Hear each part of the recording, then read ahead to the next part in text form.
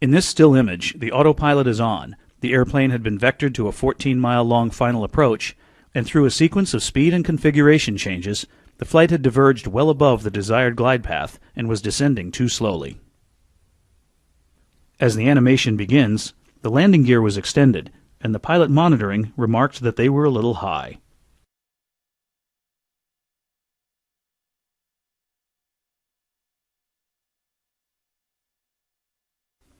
The pilot flying said he would descend more, and selected 1,500 feet per minute descent rate in the autopilot.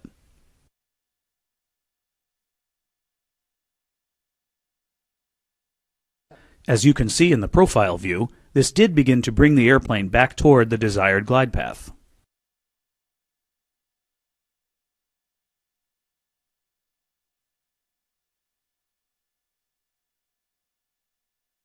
However, about 6 miles from the runway, the selected descent rate was set back to 1,000 feet per minute. The airplane was still well above the desired glide path.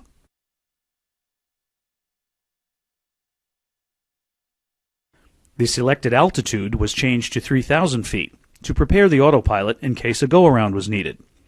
The airplane passed the 5-mile point near the final approach fix, about 400 feet higher than desired, and the crew began slowing the airplane.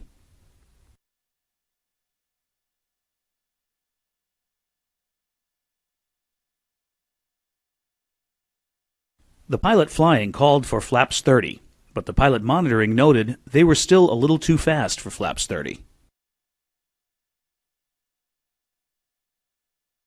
The pilot flying switched the autopilot to flight level change mode, which did not help with the descent and resulted in the airplane initiating a climb to the 3,000-foot altitude that was previously set.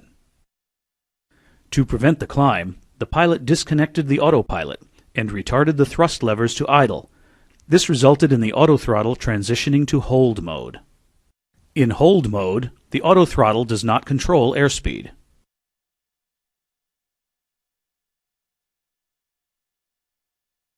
Descent rate increased to about 1,500 feet per minute, and the observer pilot noted sink rate.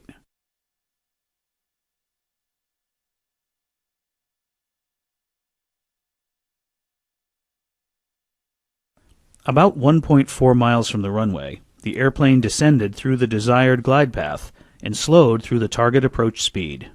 The pitch attitude steadily increased as the pilot pulled back on the column in an effort to maintain the glide path. The airplane was well below glide path, and airspeed was 15 knots below the desired approach speed and rapidly dropping. 11 seconds before impact, an audible alert sounded because the airspeed was too low. 4 seconds later, the pilot monitoring advanced the thrust levers, followed by stick shaker activation and a verbal call to go around. These actions were too late, and the main gear and the underside of the aft fuselage struck the seawall.